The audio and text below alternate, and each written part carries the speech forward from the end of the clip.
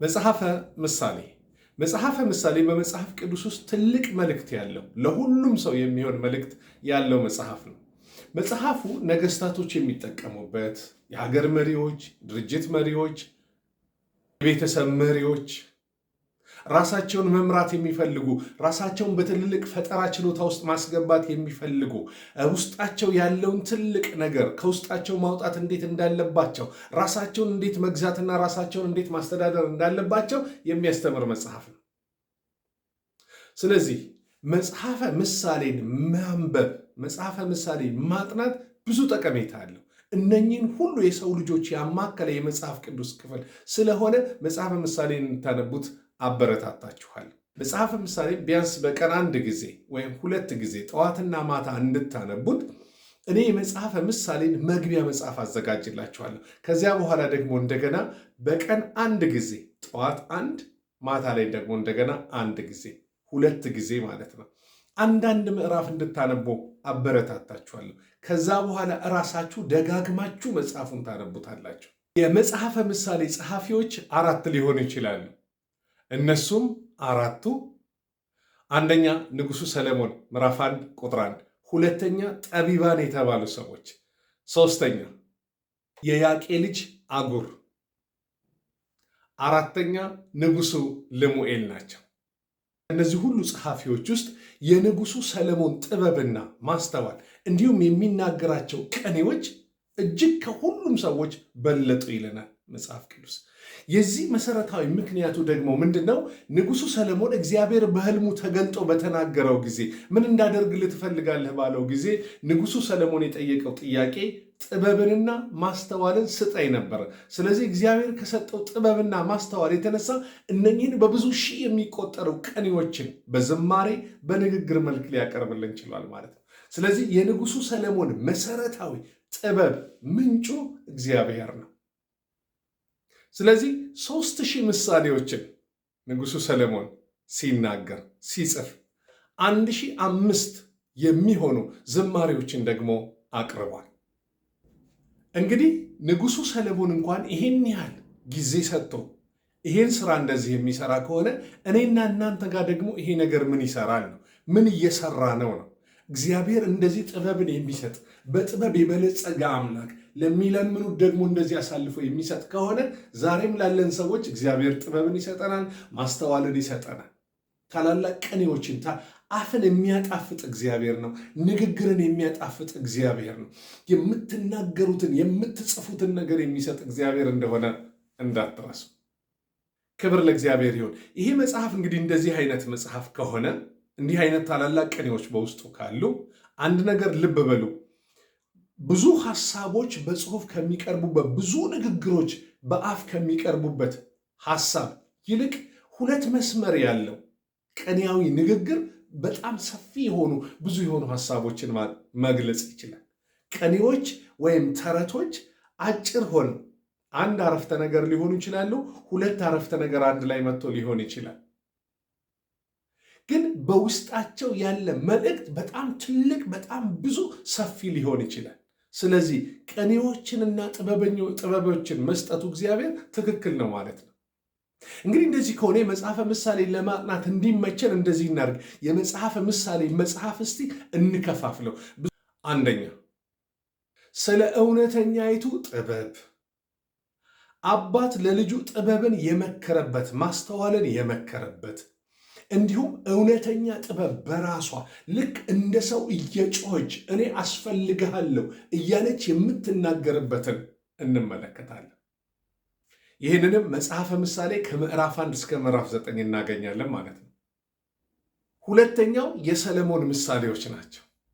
ሶስተኛ የጠቢባን ቃላት ወይም የጠቢባን ቅኔዎች ናቸው። እነኛ ይሄ መጽሐፈ ምሳሌ ጸሐፊዎች ከተባሉት ውስጥ አንዳንዶቹ ጠቢባን ተብለው በግሩፕ ያሉ፣ በጋራ ያሉ፣ እንደ አገር ሽማግሌዎች እንደ አማካሪዎች ያሉት እነሱ የጻፉት ቃል አለ።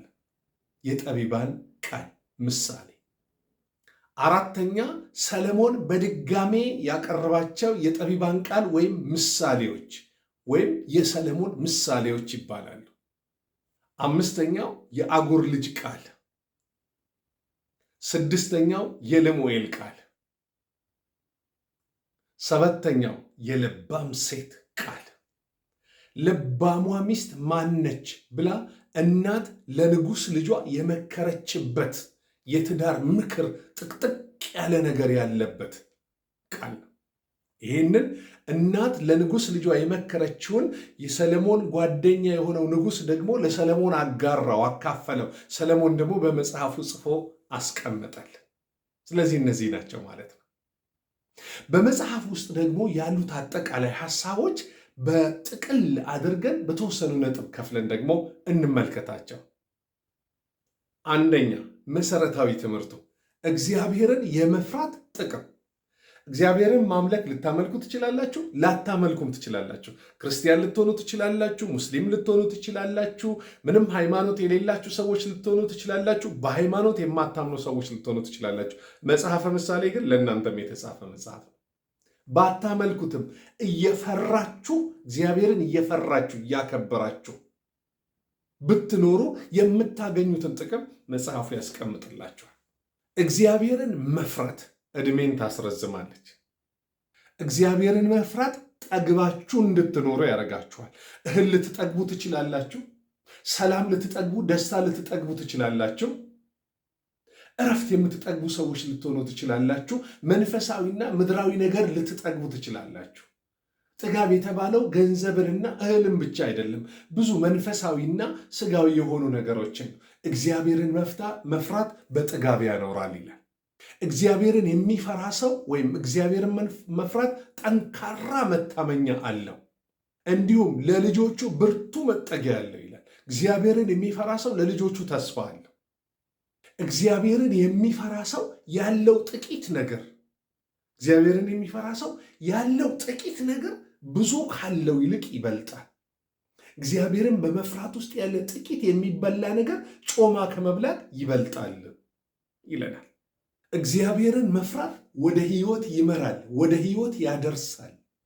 ዕድሜን አይቀጭም፣ ባጭር አያስቀርም። እግዚአብሔርን መፍራት በሕይወት ያኖራል። እግዚአብሔርን የሚፈራ ሰው ክፉ ነገር፣ እግዚአብሔር የማያውቀው ክፉ ነገር አይደርስበትም። ታዲያ ሰው እግዚአብሔርን ብቻ በመፍራት እነዚህን በረከቶች ሊያገኝ ይችላል። ይህ ብቻ አይደለም። እግዚአብሔርን በመፍራት ውስጥ መጽሐፈ ምሳሌ ላይ የምትማሩት ትምህርት የፈጠራ ችሎታችሁ ምን እንደሆነ፣ እንዴት እሱን መጠቀም እንዳለባችሁ፣ ከኃጢአት እንዴት መራቅ እንዳለባችሁ፣ ከክፉ ነገር እንዴት መራቅ እንዳለባችሁ፣ እንዴት መኖር እንዳለባችሁ ያስተምራችኋል። መጽሐፈ ምሳሌን አንብቡት። ሁለተኛ የእግዚአብሔርን ጥበብ አስፈላጊነት ያስተምረናል።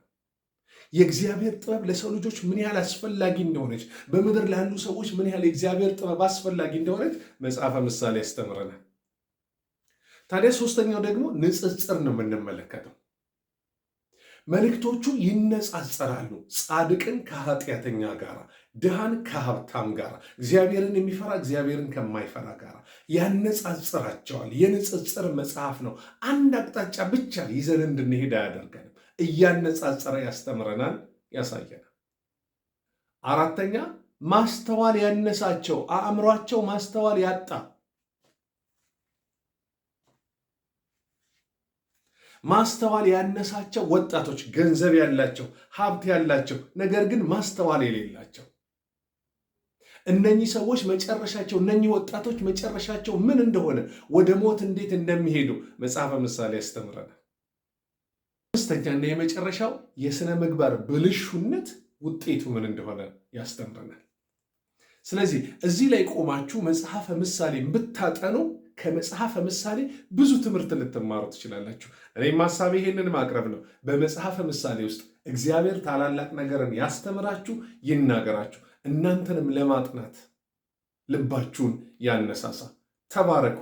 እግዚአብሔር በዚህ መጽሐፍ ይባርካችሁ። በኢየሱስ ክርስቶስ ስም አሜን።